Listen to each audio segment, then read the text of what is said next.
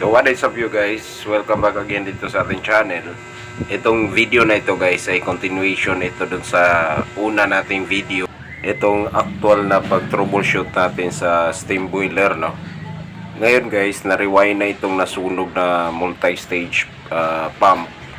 Luckily nakahanap tayo ng rewinding shop na kayang mag-rewind, no?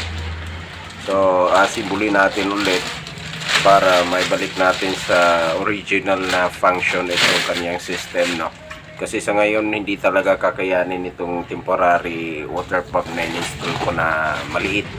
So ngayon guys, samahan nyo akong buuhin natin ulit itong pump para at least meron tayong matututunan dito guys, ano?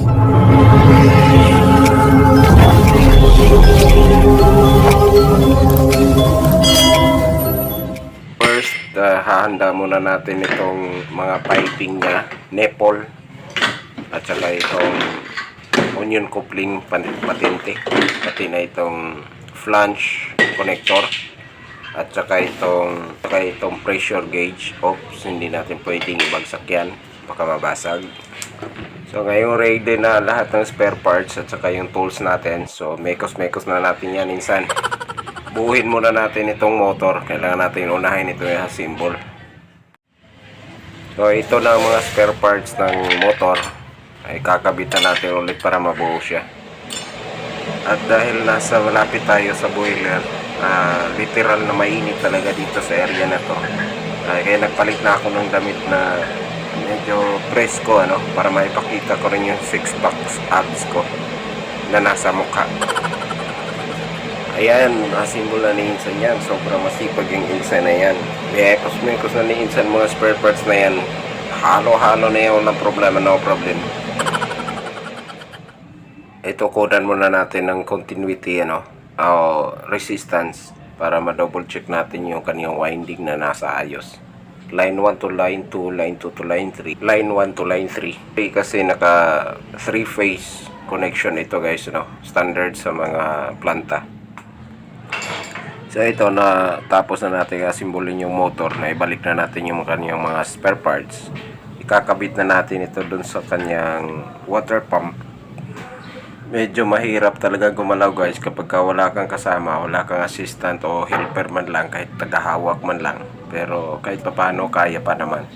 Basta't nasa ground lang yung gagawin, ano? Ang mahirap kasi pag nasa overhead, mataas, ikaw lang mag-isa, mahirapan talaga. So dito, as you can see guys, ito yung motor sa ibabaw, sa itaas. Tapos yung shafting niya, ayan, ito yung shafting ng motor.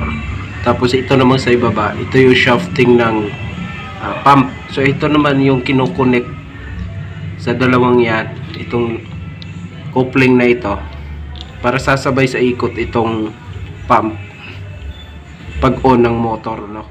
Ay iilawan nga natin na rin at madilim eh. Ayan, naikabit na guys. Ganyan yung tsura niya. Yan yung coupling na nagko-connect sa dalawang shafting. Yan, sasabay na sa ikot yung motor, right? So dahil tapos na yung motor guys, installed na siya. Ito namang piping ang kailangan natin i-install, ano? Dapat nasa tamang higpit talaga kasi pressurized kasi ang nadaan dito. Aabot sa 150 PSI ang pressure nandito. Finally, tayo tapos na sa mechanical works, no? So electrical naman. By the way guys, paalala lang, although hindi na dapat siguro dahil aware na kayo, pero paalala lang, dapat pagkakagalaw kayo ng electrical, tiyakin lang na naka-off na yung circuit breaker. At saka huwag yung gayahin itong ginagawa ko na hindi ako gumamit ng gloves. Dapat mayroon talagang gloves kahit na walang power, panigurado, for safety. Dapat naka-gloves, ano? Pero nawala kasi yung gloves ko eh. Kaya mekos ko na ito. Ayun guys, finally sa ilang oras na trabaho natapos din, ano? Ayan na ang kanyang buong system. Hindi ko muna tinakpan itong isang bahagi kasi para makita ko kung tama yung sequence ng motor, kung nasa tamang rotation siya. Energize natin ang system. At dito na nagtatapos ang ating vlog guys, ano? Maraming salamat sa panonood. Please subscribe to my channel. See you on my next vlog. Thanks.